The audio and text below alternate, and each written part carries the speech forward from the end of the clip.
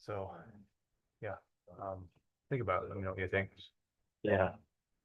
I'm already gone a lot tomorrow to the office, so a little. I think we're good. I think we're good. Just if you guys want to, Mic on there. that's not a big deal. Yeah, that's right. Okay. Okay, are we ready? All right. All right, it is 4:30, so we'll go ahead and kick off our town workshop here. Thanks for everybody that is in attendance. Sarah, you're gonna lead this thing, huh? Yes. Um, I will be introducing this thing. Thank you, Mayor, Board of Trustees, Sarah Catanzarite, Assistant Town Manager for the town of Fraser. Tonight we are doing a workshop on Fraser River area enhancements.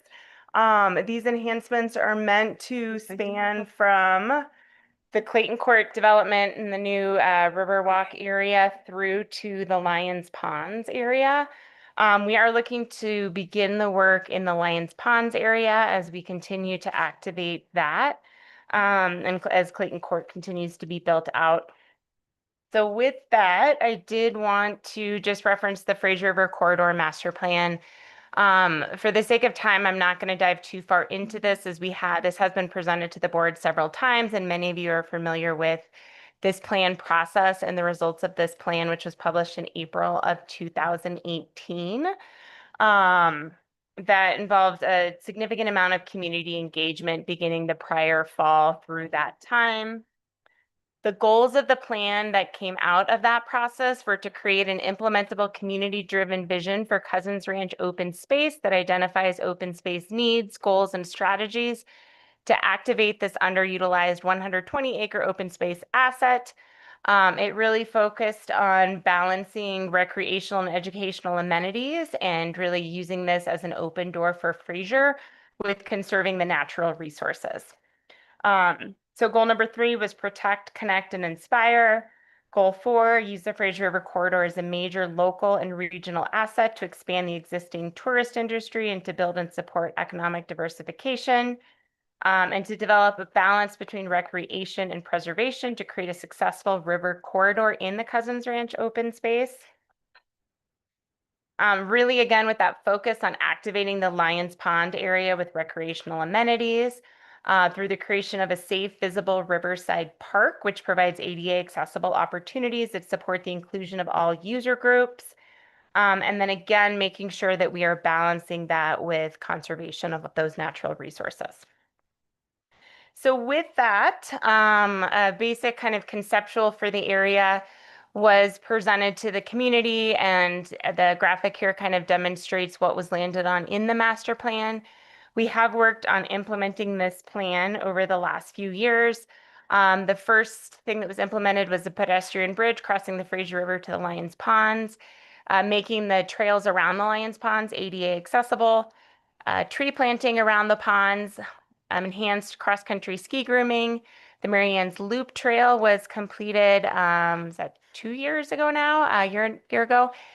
The bathrooms at the Lions Ponds was a valuable asset in being able to kind of further activate that area with increased amenities. And then most recently, the Fraser Bike Park. So we did have a partial opening of that this past fall. We've seen great use of that since that time, even into December this year, where with the lack of snow, we've seen people out there shoveling it and making use of it. I took my kiddos out on rollerblades back the first week of December, I think, which is kind of crazy. So that's been a great amenity. We are looking to do the last few items to complete that this spring, with the grand opening soon to come. And then lastly, we are also working on a conservation easement on reaches 3, 4, and 5. So we've been working with Colorado Open Lands on that piece. And that conservation easement will roughly run from Rendezvous Road to about the area of the bike park.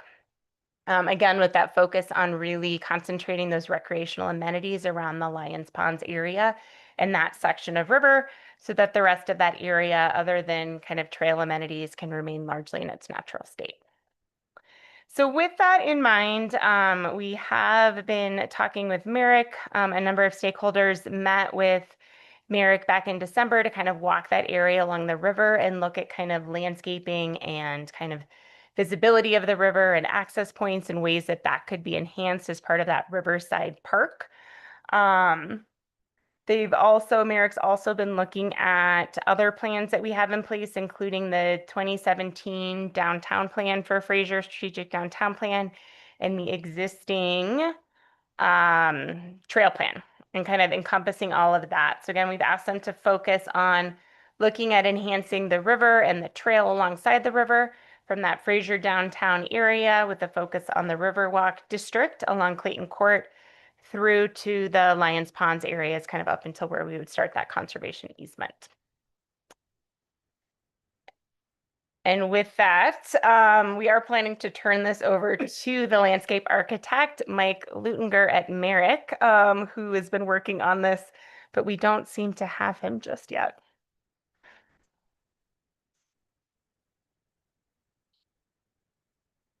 Somebody's hand up. Hey, Sarah. This Hello, is how Mike are you? here. We're working Great. off a different computer. So this is me under the Boone Little name. Perfect. Yeah, I was like, Before I it hand it unfortunately over, wouldn't let me unmute. So no worries. We will make you a co-host. And then before I hand it over, I did want to also say we have invited a number of other stakeholders to participate. A number of these stakeholders also met with Mike and town staff back in December to kind of walk this area and help identify some different access points that would make sense. And so we have John Ewart with us from CPW. We have a number of members from Learning by Doing. And then we have Kirk Klinke and Stephen Klobuchar from Trout Unlimited, and I believe Catherine Morris, who works with the county on stream management. Am I forgetting anybody? Oh, and of course, Andy Miller, our fearless planning commissioner chair. So we will let them weigh in as well. But with that, I'd like to turn it over to Mike to kind of talk through his process and some of the things that he's been looking at in terms of kind of developing a master plan process for this area, as well as an ongoing kind of maintenance plan.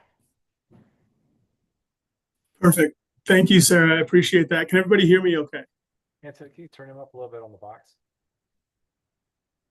About 80% on that.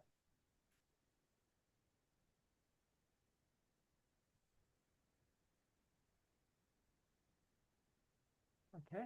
And then Mike, you're welcome to share your screen, or I can continue sharing, whatever works best for your. Let's just continue with what you've got. I think that's the easiest. Okay. And if you don't mind, I'll just have you kind of bounce back and forth between slides and we can kind of run through this as a open conversation with everybody. Yep, that works great. All right, well, then very quickly, introduction. Mike Lutnecker, I'm a landscape architect with Merrick. I have Boone Little here with me as well. He is on our landscape architecture team. Thank you for having us to kind of talk through this stuff. I'm really excited about everything that Sarah was talking about with these past master plans that have all come together.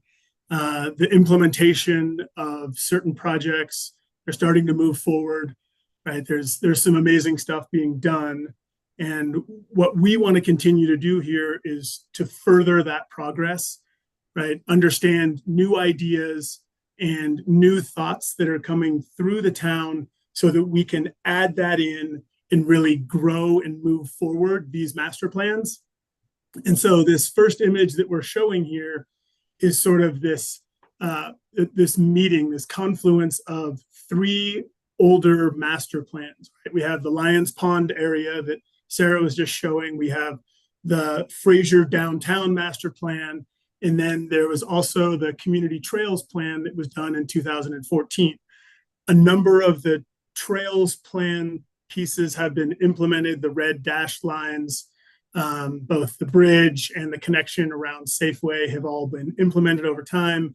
Pieces of the Lions Pond area. So if you go to the next slide, that's sort of this working document that we're coming up with. So these images we're showing are sort of us laying out our thought process and how we're going to be developing a master plan with the input of this team.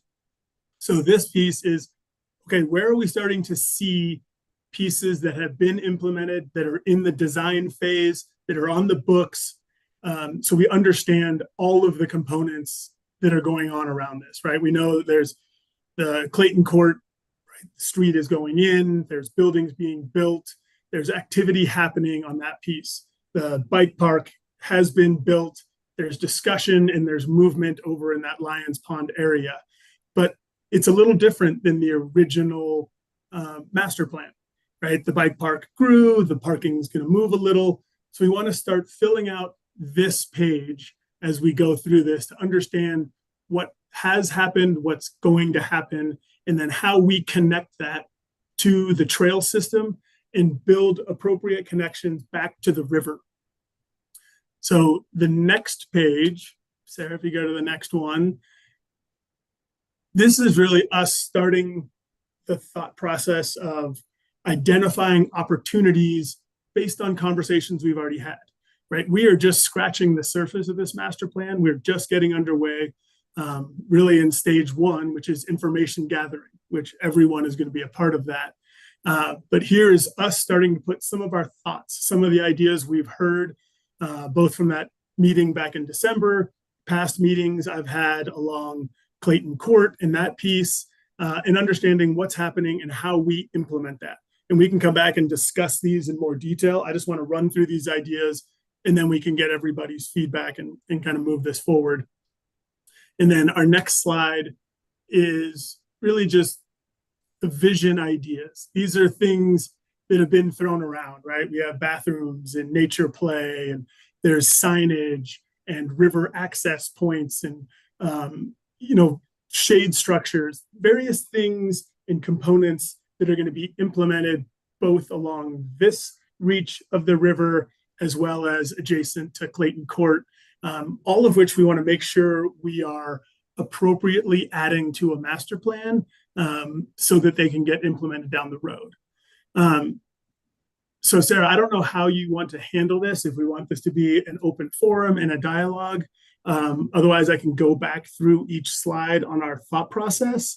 But like I said, we're still in this information gathering phase, and I really want to hear everybody's input from what the past master plan was and how we want to implement that moving forward, and what role we're going to play in driving that and moving this plan to the next level. Yeah, Mike, maybe if you can provide an overview of just kind of what you're thinking and what's been discussed in terms of access points and amenities that we are maybe potentially looking at, as well as what that master plan process would look like. And then we can invite the board to provide questions and comments, as well as our different partners and stakeholders in the room. Okay, yeah, no, that's great. This slide is perfect. It's sort of the culmination of all of the thoughts in one. So like I said, that first slide is the overlay of all of the existing master plans, which is the guiding force for everything that we're doing. So we want to start with that as our foundation, right? There's been so much work and effort put in through past projects like that we want to make sure we're moving that forward to the next step. What we don't want to do is go back and rehash the same information. So understanding that is step one. I think we're getting a pretty good grasp, and I want to hear everybody's input as to what they like and don't like, and that'll help this down the road. But the next step, I think what I would love to hear is that information gathering piece of what else is on the books, what are the deeper conversations about components of that master plan along the Lions Pond area. So if we can start to identify those, get those documented and put into one location, so we're starting to see the changes from that original concept plan to what the thoughts are now, right? There's been minor tweaks and modifications, which really help us identify these access points. So the blue circles that I can't see my cursor, but the smaller blue dash circles are major access points that we identified on our walk in December, right? So we're starting to add this information in. It's a new layer that has changed slightly from that past master plan, right? So we've gone through both with environmental considerations and what the importance of what's adjacent to those access points as well, right? That's our next step is, okay, what is happening? Is that shade structure that was identified in the original concept plan, is that still the location we want? That's unclear at this point, but we want to make sure that where that location is, where that project is going to be, that we're showing the appropriate access adjacent to that on the trail into the river that meets the needs of the use within Lions Pond area. So through our walk, those 3 major access points plus the larger green circles were the very important access points, right? We actually have a trail cut that we had identified. There was some erosion along one of the banks. We wanted to close off some areas, shift the trail to that larger sort of sandbar that's over by the bridge, and identify that as a more significant access point, right? The further to the left, larger green circle is the same. Right? This is the area that's potentially right across from that shade structure area and the playground. And there's going to be a lot of movement back and forth between people using that park. So this is an important access point as well, at least from our initial studies, that we're thinking we want to identify and make sure we're putting that into a master plan, as well as Sarah mentioned, that the Willows maintenance plan, right? Which we can get into in a little bit, but let's focus on this for now. So with those, these are the main areas from the walk in December that we had identified. And now I think our next step is all of this information gathering. So understanding Lions Pond area, understanding the goals of this group and how that translates to the river and the trail system that's adjacent to it. So that's kind of our next step, is getting all that information, laying it all in one place, and continuing this conversation to make sure we're identifying the appropriate areas, and the direction of this group is obviously the most important piece. We want to make sure we're pushing this forward the right way.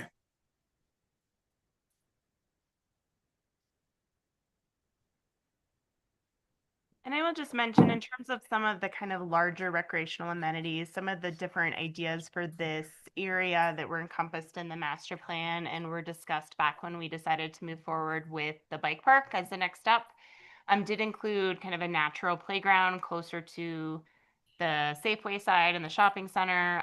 There was talk of an amphitheater, and I think that's kind of shifted a bit as we've looked to better develop the park here to accommodate more people than what it can currently accommodate for events like picnic in the park, expanding some picnic areas, things like that.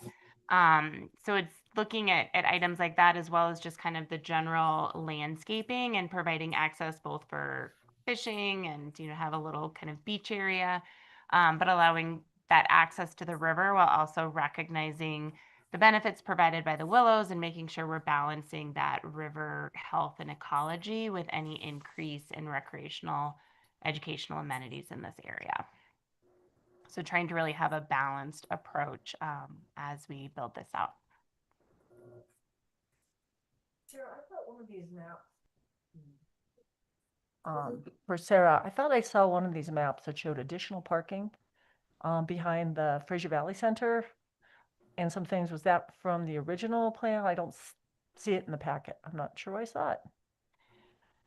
That may be in the original plan. I know we have discussed possibly expanding that parking behind the Fraser Shopping Center to extend it to provide some more parking there, in addition to the spot that we are looking to provide parking over by the bike park off of the frontage road.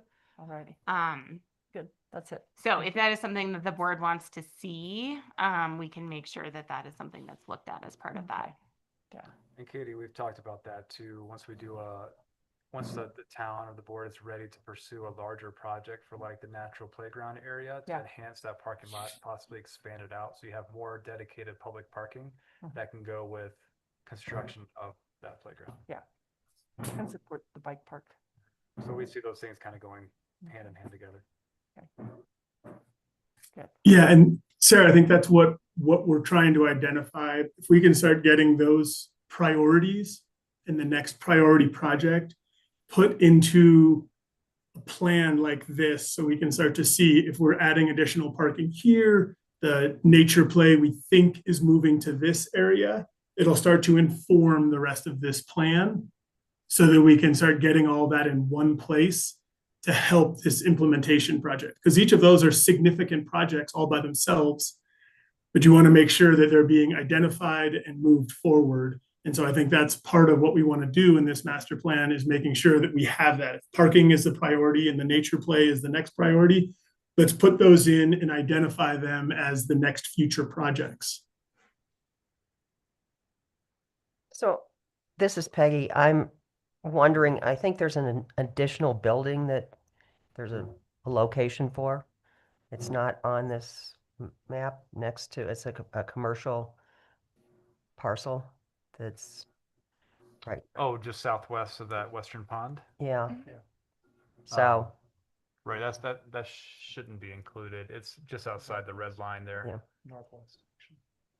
but just, knowing that that's going to be a commercial space and what the uses are, kind of how we, I don't know who owns that parcel, and Yeah. What- The mayor and I actually have had a preliminary conversation with somebody who helps manage that property, and they've just discussed that they're still looking at it, looking at some commercial, the ground floor being primarily commercial. I don't know about any type of mixed use approach, but it sounds like the intent thus far has been 100% commercial.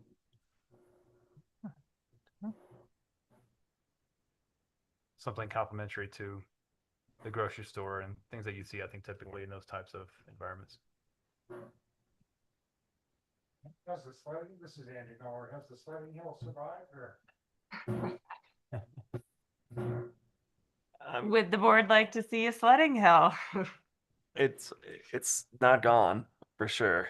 I think the idea was if we put an amphitheater in, then you could use the amphitheater like Winter Park does. I don't think we need two big amphitheaters in this valley. I think,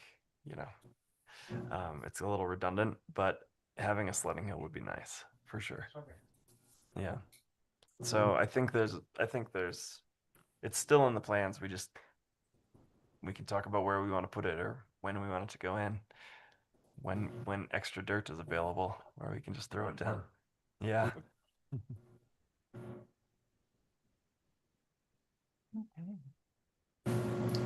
Yes, Sarah, if you go back to the original master plan concept for Lions Pond area, you can see all of the original amenity features, right, that have been discussed, right? If you zoom in on that, that's the list of all of the different things. And that I think that list is important to identify these next steps, right? If the amphitheater is no longer a priority,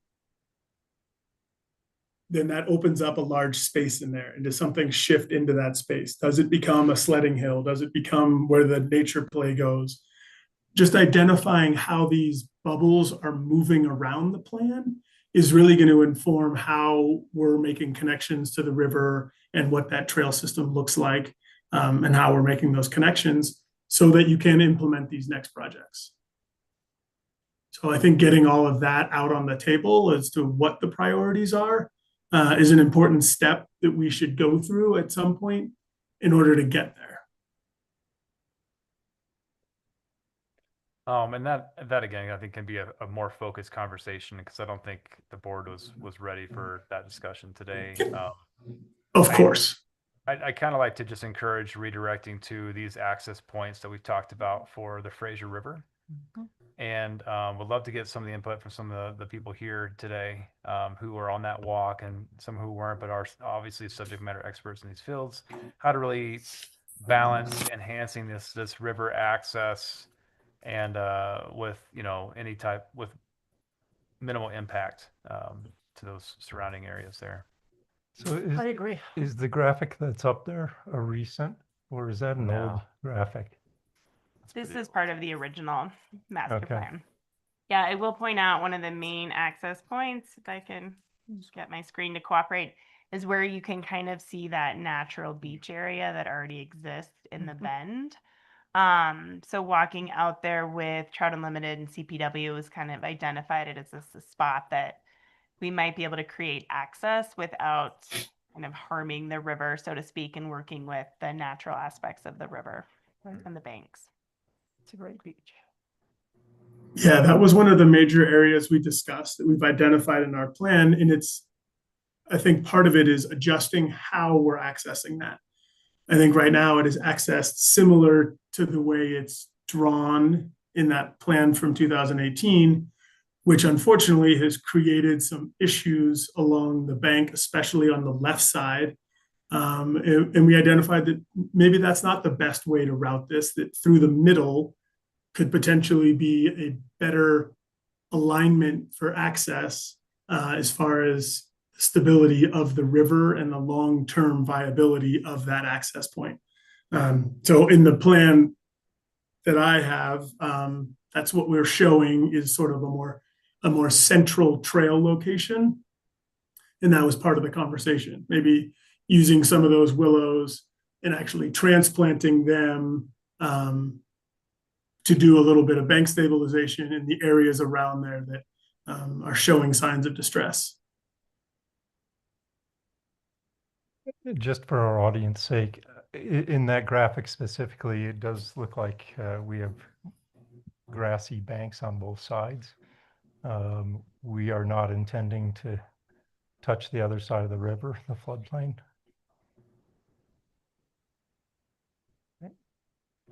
I mean, I'm looking at that graphic in the green paint. Kind of You're like it, asking, or are you? well, I'm Just stating, I'm clarifying. asking for him to confirm that we are not planning on ripping out willows On the eastern bank. Yeah, on the eastern bank and planting grass, as it seems to look like here. true. Yeah, no, this is an image from 2018 and it's a conceptual drawing. So the updated drawing that we have is only there's 4 to 5 access points that would be very specific to the areas we discussed.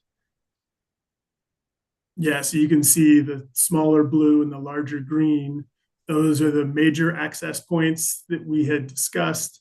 And they're all taking into consideration the river where there is already existing openings through willows. So the willow removal is minimal, if at all.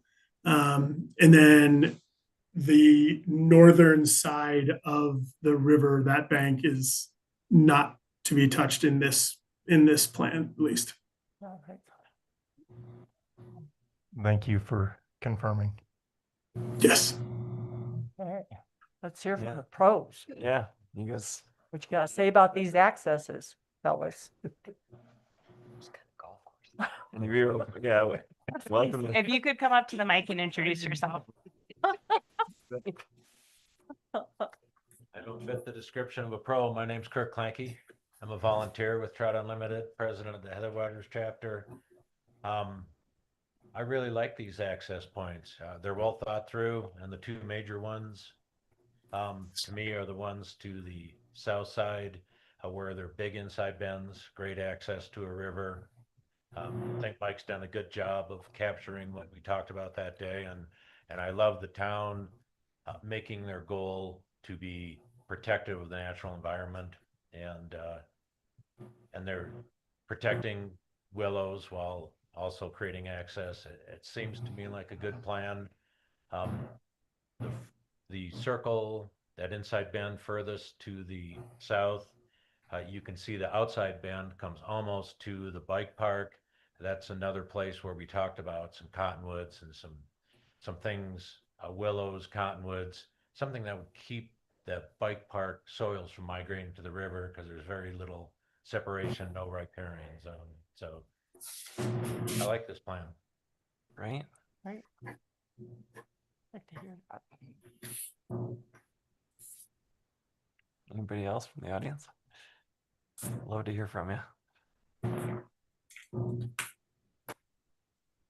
Catherine Morris, Grand County Water Quality. Nope, we've changed our name, Water Resources Manager.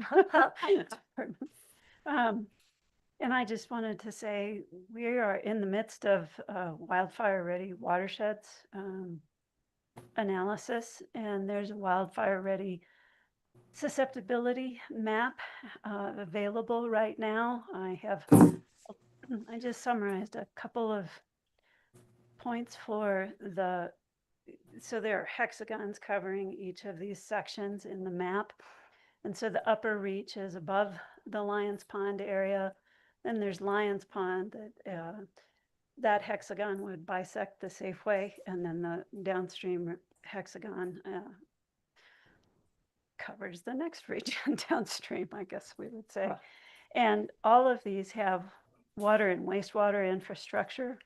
All of these contain utilities, transportation assets, surface water, of course, life safety and property concerns, and critical habitat. The only thing that they didn't qualify under was critical facilities. And don't ask me for like the super details on this. That's the consultant's job. But the upper reach had a susceptibility score of 4,655. That's just above moderately susceptible. There's a range of 1 to 9 levels there. And so that's 6th tier in 9 tiers of Can we go back to that susceptibility. slide? Is Sorry? that the slide that shows all the reaches? Is that appropriate to have up here for you? Well, it's not gonna, I mean, Not you really. certainly could. This one's Okay. fine as Okay. well. So the Lions Pond section creeps up in susceptibility to the next tier. And then the next hexagon down that contains the hotel is just under the most susceptible. And I just want to encourage you all to, one, share this information, and I will send the link to you, Sarah. Okay, And great. I know Paul already has it. And share it with your consultant. There are hydrology and hydraulic layers in there, fluvial hazard zone analyses in there. One of the things that now I'm putting on my learning by doing hat, learning by doing is trying to encourage people to recognize is that messy rivers are healthy. Rivers that have a lot of willows in them to slow flows and drop out sediments, drop out precipitated material or material that's being carried, say in a flood flow, say in a debris flow, or after some event upstream. These are very helpful. And so preserving all of your wetlands is important. We really appreciate having been invited to join the consultant in the field and having had the opportunity to comment on the access points. We like them as well. But I would just encourage your consultant to take this into consideration as well. Thank you. When you were talking about Susceptibility. yeah, thank you. You're referring to flooding? Yes, so Okay. it's from debris, anything that can happen after a wildfire. So if you imagine Yeah, all the something that's stuff. burned out the roots, all of your unconsolidated soils want to come down the river with a big rain. And so they're going to choose the path of least resistance. And if that means departure from whatever their normal drainage is and down this road because it's a lower point, they will take, it will travel down that road. We saw this with recovery from the East Troublesome Fire. Some properties that you undoubtedly are familiar with, certainly Highway 125, but Private Dude Ranch, Guest Ranch up there really saw this. Even just pedestrian trails or horse trails or bike trails and that sort of thing. It'll take the path of least resistance and can do a lot of damage. It travels like cement. And the owner of one of the properties during the East Troublesome Fire had been around for the 1980, what I want to say 6, that might be the wrong year, floods, and thought he'd seen it all and thought we were building the Eisenhower Tunnel as a culvert on his property, and the flood flow that came overtopped that. Wow. Okay, so they like you to think of what would in a normal flood year be the 10-year recurrence interval as potentially as high as the 100-year recurrence interval post-flood. Or I'm not saying that right. The amount of the volume that can come down is equivalent to that, but becomes the 10-year post-flood. Does that make sense? Post-fire. I'm trying. Thank you. So on my way over to this afternoon, I was listening to NPR and they were really discussing this, that they're Yes. building man-made bridges or man-made beaver dams. Oh, And that's because they've determined that that really helps in the Yes. aftermath of a fire. And I recall last time I was on the board, we were kind of on a campaign to get rid of the beavers. Oh, And that's a long time ago. yeah, so I don't know where we are in the stand of beavers now, but it's kind of interesting on this whole concept of trying to slow the water down, and that, you know, this was something that heals, and maybe it's you be proactive by allowing the beavers to build dams. I think that's exactly, I think as far as this being a master plan level, I think the best thing we can do is preserve that floodplain. That's our flood protection. That's our, it's a fire protection. I think the beaver are incredibly important to that. I think this floodplain is our water supply. Our wells are all downstream of that. They're alluvium, and the beaver slow it down, and that's where it soaks in. And so that's, this floodplain, I think, yeah, I'm a little less concerned with what happens up by the Lions Ponds as with what our efforts are and what our management plan is to protect the floodplain because of the ecosystem services that it provides to this town. I mean, people spend millions and millions of dollars trying to create what we have.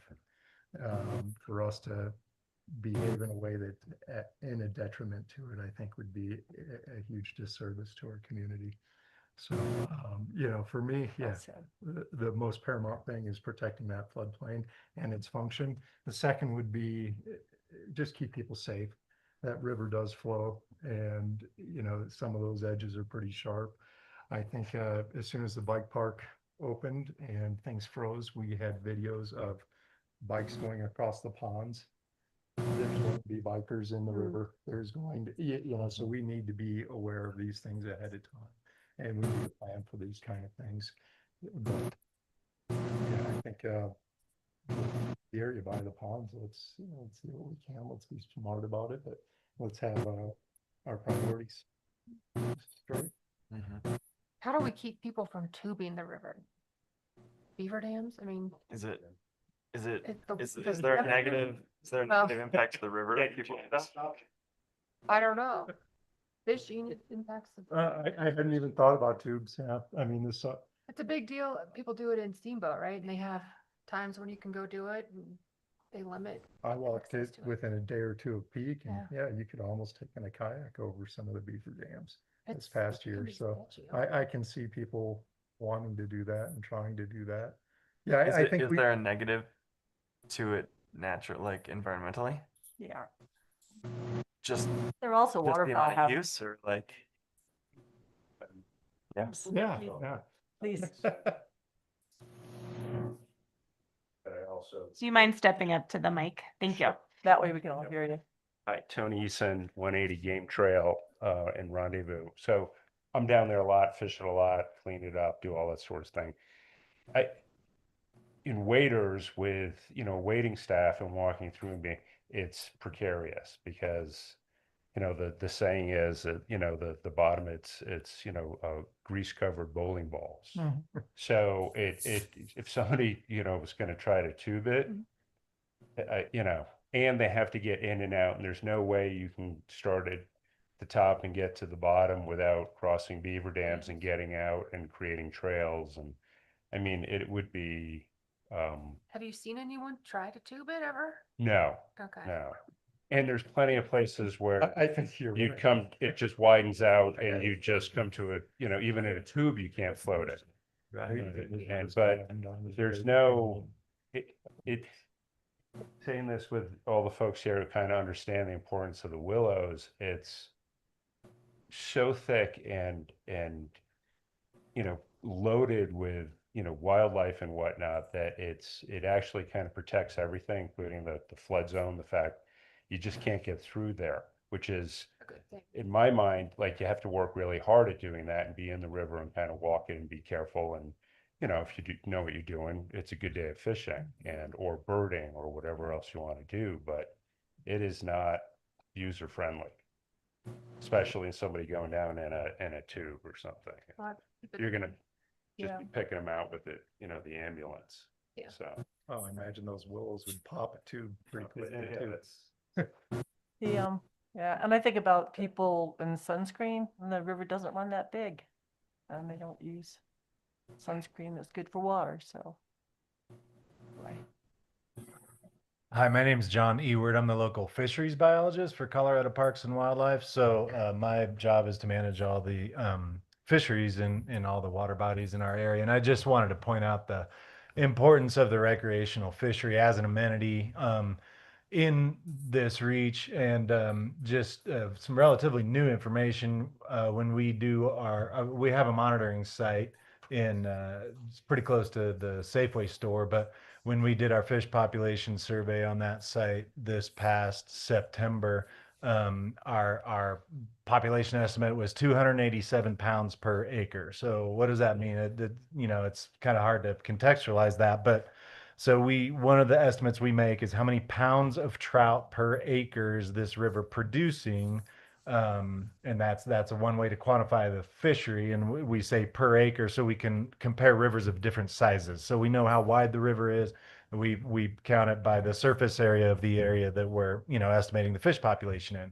So 287 pounds per acre is the most dense trout population in any river or stream that we've measured in recent years in Grand County. It is the best fishery that there is per unit area.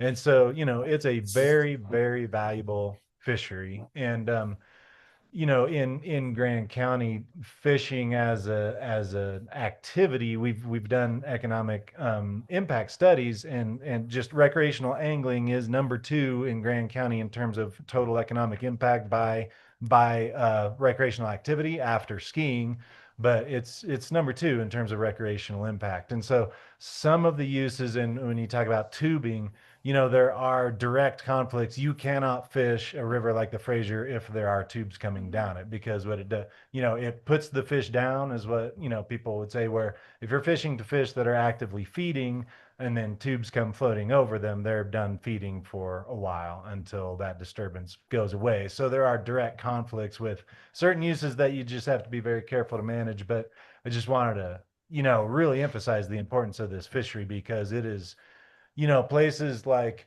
Breckenridge, Keystone, Copper Mountain, Vale, all of these towns have their own local rivers flowing through them, but they all pale in comparison in terms of ecological function with what you've got on the Fraser River here. So it is very, very valuable. Yeah. And a small river like the Fraser, we keep talking about the willows.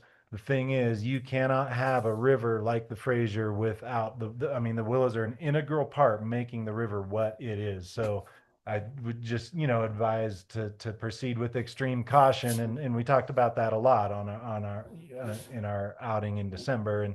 And it's just, if you start denuding a river like this of its willow banks, the willows are what hold the bank structure in place, and they're the entire basis of the whole fishery and all the biological productivity that it has. So it's very important. Okay, so when we're talking about accessing then inside that big bend and having Yeah. one access point, Yep. we get rid of the other 2 kind of trails that have been made.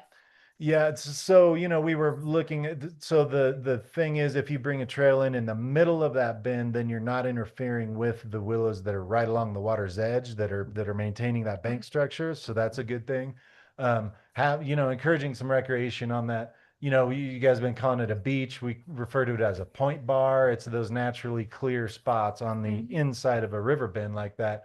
That's one of the places where you can have a lot less impact by developing a little bit of recreational access there. The outside bend, that's where you have this big vertical bank that's held in by a very dense network of willow roots, and the bank is actually has what we call an undercut, which provides cover for fish. I mean, those undercuts are just absolutely full of fish, and so those outside bends you really want to protect because those are some of the best habitat.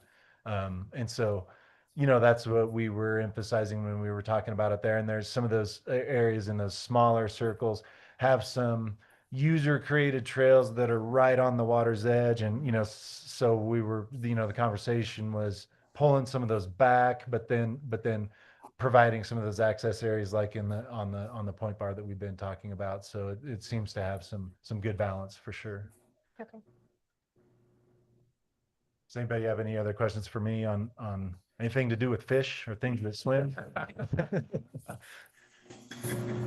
Thank you. Thank you. That's wrong. Yeah, one question. Sure. I'm Greg Beckler. Just as it concerns to like the downtown area, I see that green circle for a primary access point that kind of aligns to what that corridor was going to be from the Eisenhower light. Should that go in? Do you see a better or worse opportunity as far as an access point for, kind of the downtown demographic to go, kids go stand on the river's edge, or a better or worse spot along that yellow area for primary access? I am not as intimately familiar with everything below the county road.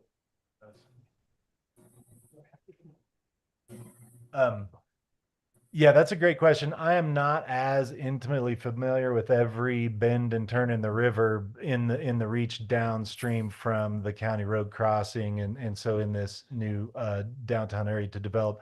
Basically, what I can say about that is from what I know of the river is the straighter the reach, in general, the less impact you're going to have that's negative on in terms of habitat and fishery impacts. Yeah. Does that answer your question? Yeah, somewhat, yeah. Okay. Thank you.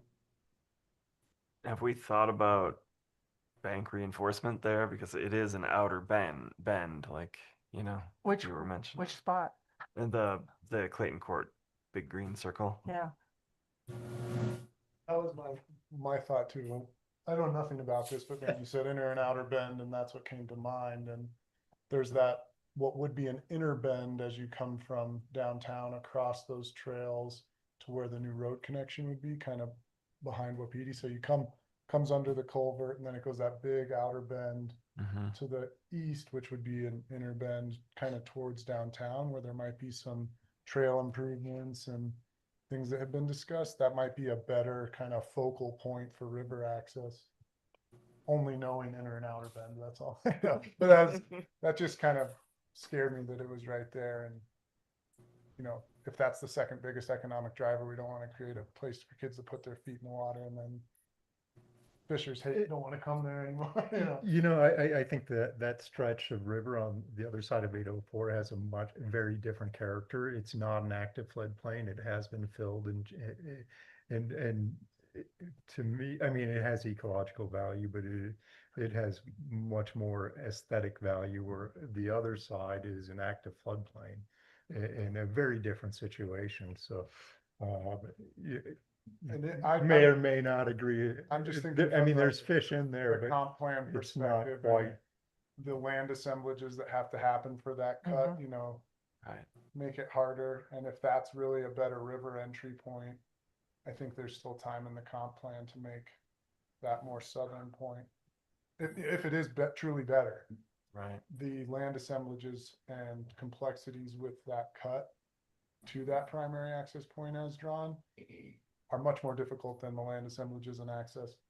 And if you get that underpath too, that kind of secondary point that's shown out now might be a great, focus for access compared to, cutting through Fraser downtown and Email's property. Just If I can make one more quick, just for a general observation. I mean, I've fortunately, I don't think it's going to happen this year. I wish it does, but on the runoff, I mean, I've only been here 5 years, but I've seen runoffs and been down on the river actually trying to fish little, and it's a whole different animal. Oh, yeah. So any plans for, access or so, like, I mean, might not happen, but that inside bar can move, things change in the river. So anything where you're saying, oh, let's have an access point, like, I think should take into consideration that on certain years, that thing is going to get blasted. Mhm. So what, how to plan for, trying to find some place that might not get blasted, or, have something in the budget where we, at some years, we might have to go back in and kind of rebuild a little bit, or, try to up, maintenance on it, Yeah. because it's a whole different animal when it's at full, peak. So just a thought. Right.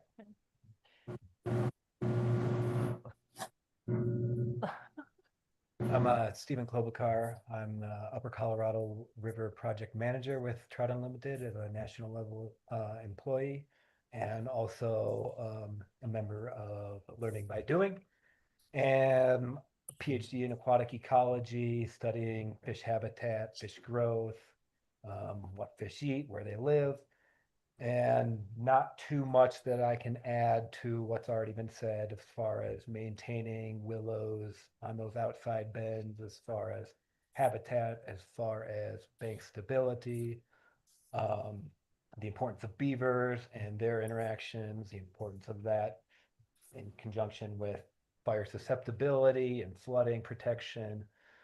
Um, another thing that willows do is, they're involved with nutrient uptake from the water and producing more bugs and habitat for bugs that fall in to the river, and then fish are down there on those undercut banks and come up and eat those. So it's supporting the whole ecosystem as a whole. Aside from that, willows along the banks, um, along with stabilizing, provide shading um, to the river and the water itself. So when the water is really low, that shading will help keep the temperatures cool, keep the water cool there and downstream, so folks can continue fishing, and we don't have as many, advisories or suggestions to not be fishing because the water's too warm, and how that can affect a population, and maintaining those temperatures, the habitat. That's what can support these 287 pounds per acre. And you start degrading that, and that's just going to be less support for those fish at all life stages, whether that's small fish or big fish that anglers all want. Okay.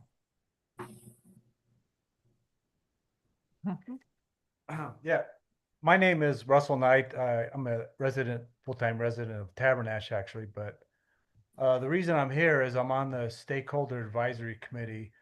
Grant County is developing a stream management plan. And as part of this process, they're looking at all the river stream reaches in the cooperative effort area. And this includes other stakeholders, primary ones, Northern Water, Denver Water. Then you have the other groups like Trout Unlimited, the environmental groups, and they're all trying to put together this plan, and they're rating the streams to define where they want to prioritize implementing projects to include stream restoration, whether it improves habitat or whatever. So I'm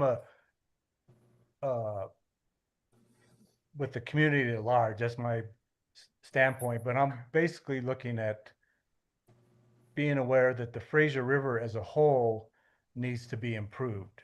And so I wonder how you guys fit in with the rest of the river in terms of your plan. Is it fishing preferred? Is it, trying to keep as much water as you can from Denver Water, in the stream? And, what are the priorities? And additionally, I think this plan is going to fund projects to do river restoration, which I think the stretch you guys have would be eligible to collect that funding. So I don't know where you guys are with being part of that plan and being aware of trying to have projects available for that can be funded with outside sources. I mean, as far as just river restoration, I know some work was done back in 2010, 2005. Yep, to deepen the center of the river to help with better fish flows when the streams are low. But yeah, we're during the regular agenda here when we start the board meeting, we'll be discussing one piece of this of actually looking at stabilizing that and what funding could be available through that for that. What types of groups would be interested in helping doing that work? So we are looking at that portion there right next to Safeway, primarily because of concerns about flooding and just stabilizing the bank so we don't have any further movement of the river towards developed areas. Right. Well, I came here to learn what you guys are doing in terms of your restoration efforts, and I want to be a support or a stakeholder to ask for funding to do projects on the Fraser that benefit, the overall community, because I think it's important. And for instance, we had a meeting last night on the management plan, and this stretch of the river was rated as medium priority, partly because they'd incorrectly assigned it as no public access. Well, that's incorrect because the whole area is public access, it's public land. So, those kind of things I think are important to keep an eye on. And I'm wanting to push for the whole Fraser River to be improved, clear from Winter Park, and they have a lot of urban pressures like you guys do to like, well, do you want habitat or do you want like rafting and streams on the river? What is it going to look like? And I think it affects the whole river. And I'm just glad to hear you guys are looking at that. And I want to just let you know, I'm pushing to try to keep you guys high on the list to get funding for restoration efforts. Okay, So, well, I've got his number. yeah. We're leaning away from tubing. And it's the gentleman in the back. We are the tubing capital of America, but not that. But I'll just say to that too, I mean, we would love to have that plan informing this work so that we can make sure we're being good stewards of the river while looking at, Yeah. recreation access. I guess if you guys consider how you fit into that or how. So, place out. I mean, I think the experts are all working on that plan, so I would see it as we would use that plan. I know you've just been updating it to provide that to our consultants that are working on this, and as part of our information gathering and stakeholder community engagement to make sure that we're using that to help inform this. And I think that when the plan is done, it's going to be used to. So, and there was a gentleman in the back that hasn't spoken. Yeah, and I'm just going to say, when the plan is done, it's going to be used as determining where funds, whenever they become available, because Denver Water has committed to provide funds for help with restoration because of their mitigating, they're taking all the water. And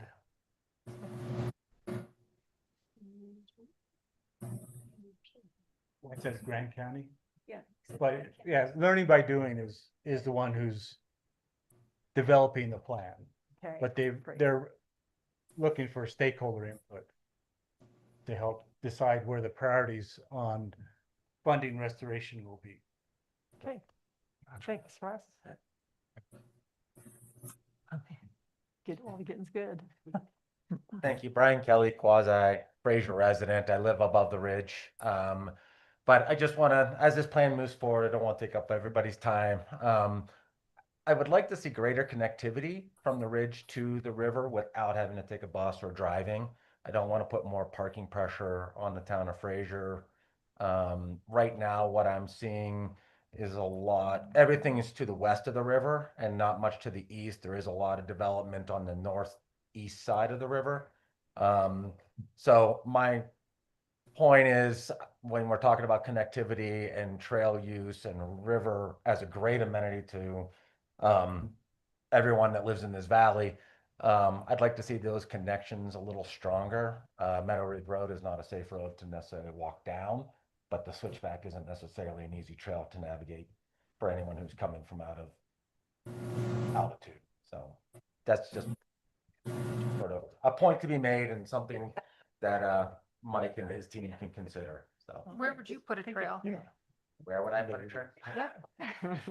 What, you could wave a magic wand, where to go? I would love He's to got a little see background. some sort of walking ability down Meadow Ridge Road and then connect in those areas where there's that parking spot where your sign is. That's a good connection, but it's unsafe to walk the road at that juncture. Yeah, So- that's a private lot there. I know it's a private lot for sale.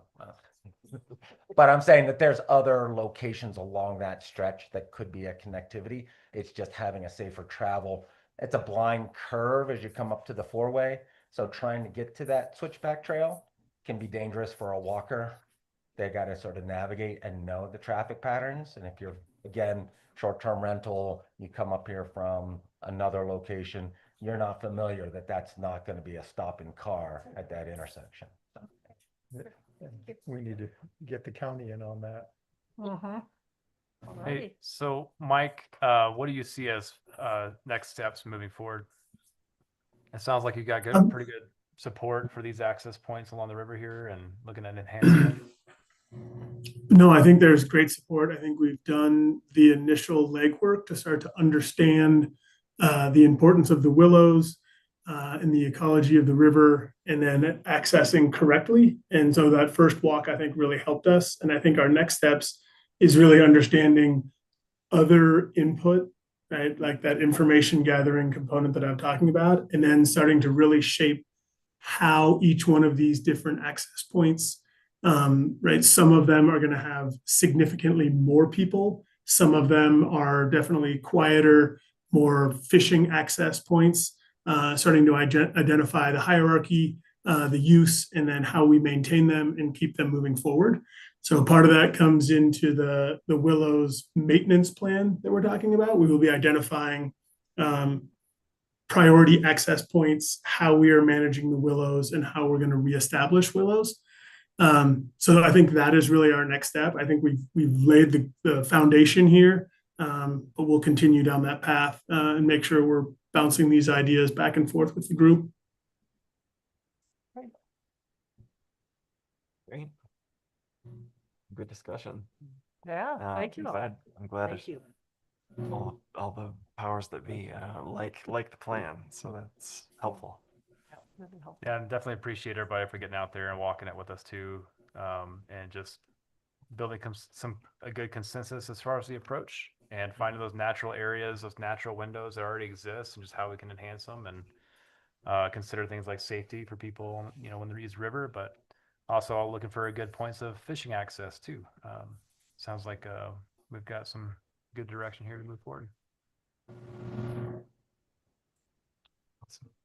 All right. Thanks everybody. We're gonna open up the town board meeting at 6 o'clock. So we got a half-hour break.